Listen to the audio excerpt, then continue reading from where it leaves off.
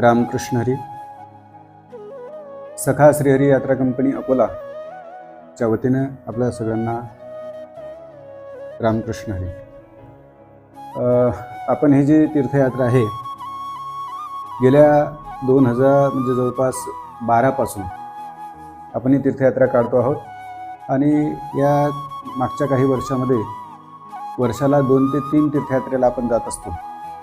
त्यापैकी यावर्षी 2024 मध्ये आपली ही यात्रा यावेळेस आहे श्रीधाम अयोध्या काशी तीर्थयात्रा. अर्थातच याच्यामध्ये आपण जवळजवळ 3 लक्झरी बस आणि एक क्रुझर किचनची गाडी असे मिळून जवळजवळ 150 लोकांचं नियोजन यावेळेला आपलं सगळं झालेलं आहे.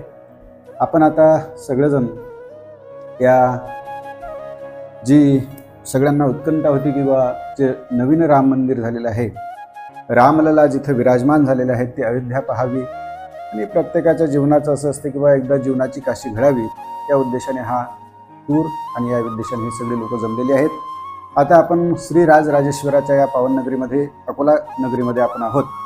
याच ठिकाणी सखा श्रीहरी यात्रा कंपनीचं हे ऑफिस आहे आणि इथूनच आपण तिन्ही गाड्यांचं म्हणजे खरं म्हणजे हरिनामाच्या गजरात नाम विठोबाचे घ्यावे पुढे पाऊलं टाकावे टाळ मृदंग विना या सगळ्यांच्या गजरात आपण हे सगळं निघत आहोत आणि तिन्ही गाड्यांचं पूजन या ठिकाणी सानंद संपन्न होत आहे.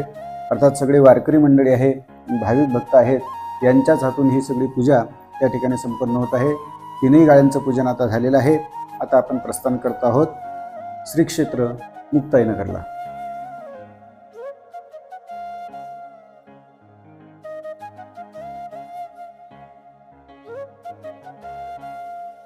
आपलं हे पहिलं क्षेत्र आहे ज्या ठिकाणी आपण आता देवदर्शन घेत आहोत, अर्थात श्री संत आदिशक्ती मुक्ताबाई. कारण असं आहे, तीनही जगांच्या ज्या आई आहेत, तीनही देवांच्या ज्या आई आहेत, त्या अशा मातोश्री ज्ञानेश भगिनी श्री संत आदिशक्ती मुक्ताबाई यांचा हा निर्वाणीचा स्थळ अर्थात हे पावन क्षेत्र पावनभूमी मुक्ताईनगरमध्ये आपण आलेलो आहोत. आईसाहेबांचं सगळ्यांनी दर्शन घेतलेलं आहे. आपण निघताना पहिलाच दिवस असल्यामुळे सगळ्यांनी आपल्यासोबत डबे आणलेले आहेत. आपण वनभोजनाचा याच ठिकाणी आईसाहेबांच्या परिसरामध्ये आनंदही घेतलेला आहे. आता आपण जेवणं आटपून आता आपण निघालेलो आहोत पुढच्या प्रवासाला म्हणजेच आजच्या मुक्कामाला, अर्थात श्रीधाम ओंकारेश्वर. ओंकारेश्वराच्या ठिकाणी आज आता आपण पोचलेलो आहोत. इथं आपण ओंकारेश्वरामध्ये ज्यावेळेला पोचतो त्यावेळेला इथला महिमा असा आहे, कावेरिका नर्मदयोः पवित्रे समागमे सज्जन तारणाय सदैव मांधात्री पुरे वसंतम ओंकारम ईश शिवम एकमीडे. अर्थात शास्त्रामध्ये पुराणामध्ये या ओंकारेश्वराचं महत्त्व असं आहे की 12 ज्योतिर्लिंगापैकी हे एक ज्योतिर्लिंग आहे. अर्थात 2 मंदिर आहेत, ओंकारेश्वर आहे आणि ममलेश्वर आहे.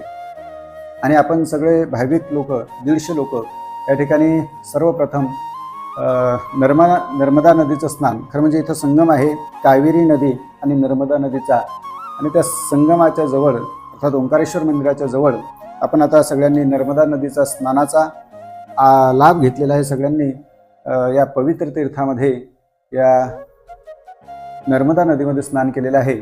आता आपण ओंकारेश्वराच्या दर्शनाला जात आहोत. ओंकारेश्वर हे इथलं दर्शन घेऊन आणि ममलेश्वराचं दर्शन घेऊन म्हणजे 12 ज्योतिर्लिंगापैकी हे दोन्हीही ज्योतिर्लिंगच आहेत, पण एकच ज्योतिर्लिंग आहे. ओंकारेश्वरही ज्योतिर्लिंग आहे आणि ममलेश्वर सुद्धा ज्योतिर्लिंग आहे. अशा या संगमतटी पावन क्षेत्री आपण हे सगळं देवदर्शन इथं केलेलं आहे.